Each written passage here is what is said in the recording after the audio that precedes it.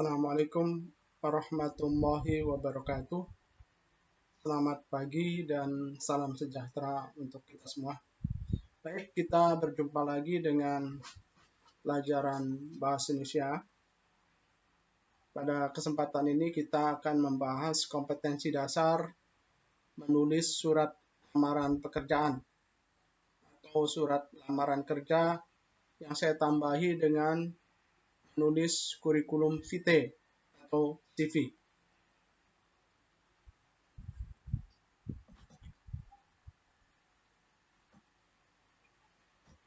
Pada kesempatan ini saya akan menjelaskan 4 kompetensi dasar berkaitan dengan surat lamaran pekerjaan yang saya jadikan menjadi satu, yaitu kompetensi dasar mengidentifikasi, kemudian mengidentifikasi kebahasaan, kemudian menyajikan hasil identifikasi, dan menyusun atau menulis surat lamaran pekerjaan yang saya tambahkan lagi dengan menulis kurikulum vitae, menulis CV.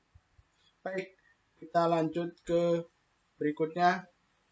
Untuk membahas surat lamaran pekerjaan, tentu saja kita akan mempelajari contoh surat lamaran pekerjaan.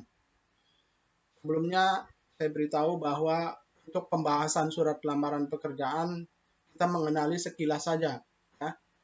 Karena pertimbangan adalah surat lamaran pekerjaan ini biasanya bersifat formalitas, artinya tidak terlalu berpengaruh kepada pertimbangan untuk diterima atau tidaknya seorang pegawai ketika dia melamar pekerjaan.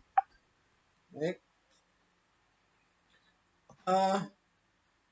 Sebelum kita membahas contoh surat lamaran pekerjaan, berikut adalah sistematika yang berhubungan dengan surat lamaran pekerjaan. Di dalam surat lamaran pekerjaan, itu yang pertama yang perlu dicantumkan adalah tempat dan tanggal surat itu dibuat.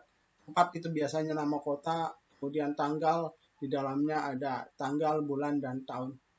Kemudian pembuatan surat lamaran, kemudian nomor surat. Nah, untuk nomor surat ini abaikan saja karena untuk sifatnya pribadi tidak ada nomor surat. Kemudian lampiran itu berisi perihal. Dalam hal ini perihalnya tentu saja perihal lamaran pekerjaan. Kemudian alamat yang dituju, dalam hal ini adalah nama perusahaan yang kita tuju, kemudian alamatnya, kemudian langsung ke pokok surat. Pokok surat yang pertama dibuka dengan salam pembuka. Penggunaan salam pembuka yang paling lazim adalah dengan hormat. Jadi kamu tuliskan nanti di atasnya dengan hormat. Kemudian kemudian baru di paragraf pembukanya hal yang ingin kita sampaikan. Nah, ketika masuk ke paragraf pembuka itu dianggap sebagai isi surat. Isi surat yang pertama tentu saja menjelaskan mengapa kita menulis surat ini. Kemudian setelah itu baru jelaskan identitas pelamar. Kemudian maksud kita melamar dan seterusnya. Kemudian lampiran. Lampiran di sini maksudnya hal yang mendukung berkaitan dengan surat lamaran. Kemudian bagian penutup, tentu saja bagian penutup ini harapan untuk bisa diterima bekerja. Kemudian terakhir tanda tangan pelamar. Baik, berikutnya kita langsung ke contoh surat lamaran pekerjaan. Nah, saya ambil ini, saya kopas dari internet, contoh surat lamaran pekerjaan. Nah, di sini ada tanggalnya di atas, yaitu Jakarta 15 Juni 2020. Kemudian lampirannya 1 lembar, dalam hal ini adalah CV, perihalnya lamaran pekerjaan, kemudian alamat yang dituju adalah manajer, Berkah Sentosa, kemudian alamatnya. Nah, berikutnya langsung kita menuju ke isi lamaran, isi surat lamaran. Ya, Nah, sebelum ke isi surat lamaran, biasanya dibuka dengan salam pembuka. Sekali lagi, salam pembukanya dengan hormat. Kemudian koma. Nah, paragraf pembuka ini menjelaskan dari mana kita mengetahui perusahaan tersebut. Ya. Nah, di sini contohnya dari pamflet. Boleh dari pamflet, boleh dari informasi teman, boleh dari iklan, boleh dari mana saja. Tapi dijelaskan di situ. Ya. Kemudian posisi yang kita lamar apa? Nah, yang di sini contohnya bidang administrasi. Kemudian identitas sertakan juga. Ya, di sini mohon maaf agak kurang rata. Ini kalau di perusahaan kurang bagus nih. Nah, karena PowerPoint jadi agak kurang rata. Baik, terus berikutnya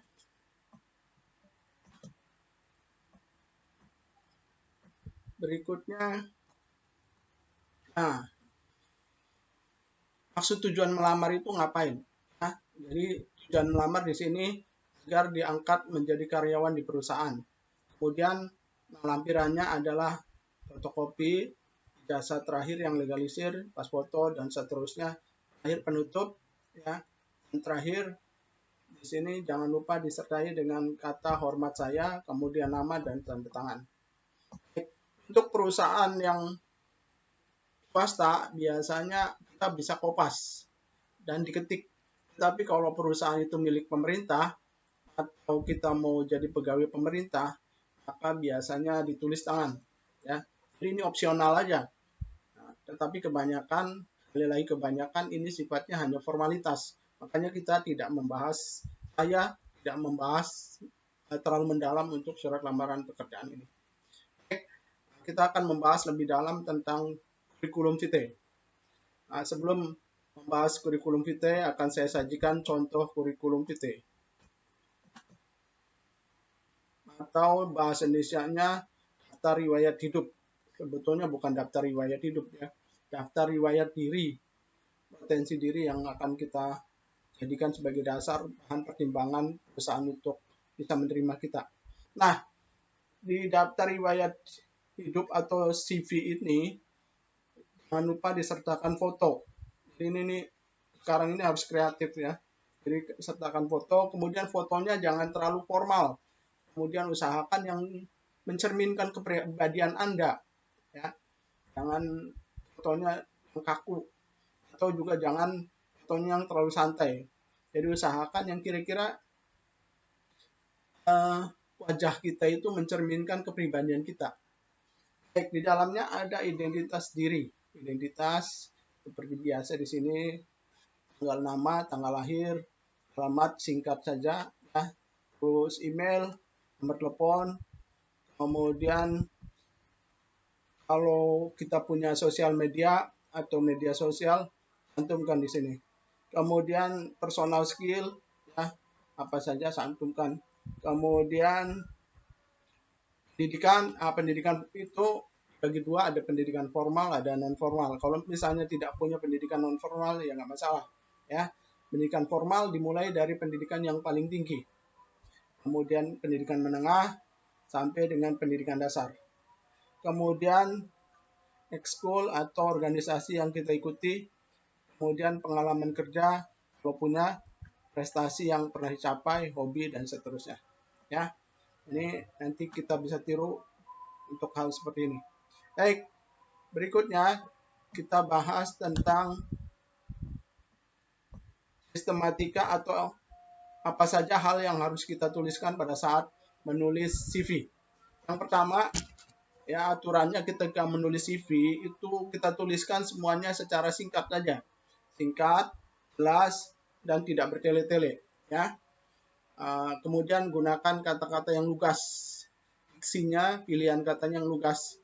Jangan pakai yang konotatif. Kemudian pertama tentu saja memasukkan data atau identitas dengan benar. Jangan lupa tuliskan alamat, termasuk alamat email, nomor telepon, dan seterusnya secara benar. Kemudian masukkan riwayat pendidikan. Riwayat pendidikan ini sekali lagi usahakan pendidikan yang paling tinggi, kemudian menengah, dan seterusnya. Kemudian masukkan pengalaman kerja atau pengalaman berorganisasi Jika Anda memiliki pengalaman seperti